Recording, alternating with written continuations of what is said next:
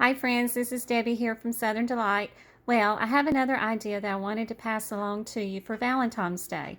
If you're like me and you have a bunch of these glass vases lying around, this is my newest project. What I did here was, if you have several of these little bath scrubbies lying around, this one I made into the shape of a rose, added some tissue, and then I added a wooden stick to it.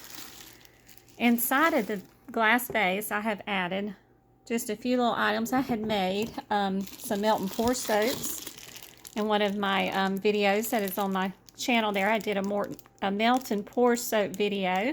These are little pink hearts. They look like candy.